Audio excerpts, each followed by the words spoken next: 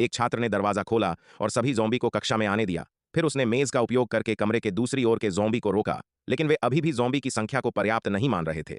अधिक लोगों को आकर्षित करने के लिए लड़के ने मेज़ पर आघात करना शुरू किया और उसके पीछे वाली लड़की ने घंटी बजाई। बड़ी आवाज़ ने जल्दी ही और ज़ॉम्बी को आकर्षित किया, लेकिन वे संतुष्ट नहीं थे। इसलिए एक और छात्र ने ज़ोर से चिल्लाना शुरू किया ताकि ज़ॉम्बी आकर्षित हो सके। अगले ही पल कड़ी में ज़ॉम्बी पूरी तरह से कक्षा की ओर दौड़ पड़े। कड़ी खाली हो गई। छात्र तेजी से पिछली दरवाजे से बाहर निकल गए। असल में वे ज़ॉम्बी से छुटकारा पाने के लिए इस योजना का उपयोग कर रहे थे।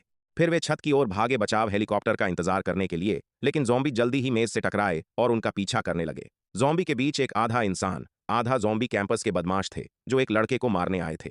जल्दी ही बचाव हेलीकॉप्टर स्कूल के ऊपर पहुंच गया। सभी समय पर छत पर चढ़ गए ताकि ज़ॉम्बी उनका पीछा न कर सके, लेकिन एक स्वार्थी छात्र ने दरवाजा बंद कर दिया और उन्हें अंदर जाने से रोक दिया।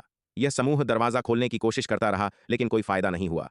ज़ॉम्बी उनसे बहुत करीब आ चुके थे। वे लड़ने के लिए तैयार हो गए। कुछ छात्र ज़ॉम्बी पर हमला करने लगे, जबकि अन्य दरवाजे पर बार-बार हमला कर रहे थे।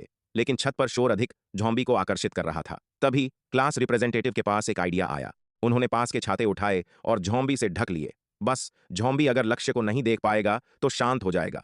जैसे ही सभी आराम करने लगे, वह होनहार छात्र भीड़ से बाहर निकला और हाथ में एक ज़ॉम्बी को लेकर आया छोटा लड़का। यह देखकर डर गया। उसे पता था कि यह बदमाश उससे बदला लेने आया है।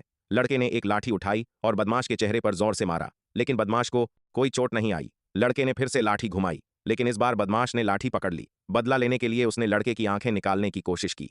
तभी आधा ज़ॉम्बी बना क्लास रिप्रेजेंटेटिव अचानक गुस्सा हो गया। उसने बदमाश की गर्दन पकड़ ली। उसकी ताकत कम थी, इसलिए वह मुकाबला नहीं कर पाया। उसने उसे आसानी से सीढ़ियों से नीचे फेंक दिया। उसी समय बचाव हेलीकॉप्टर छत पर उतरा और विशेष पुलिस ने उससे छात्र से पूछा कि क्या और बचा हुआ है। लेकिन उस छात्र ने दावा किया कि वह स्कूल में आखिरी बचा हुआ व्यक्ति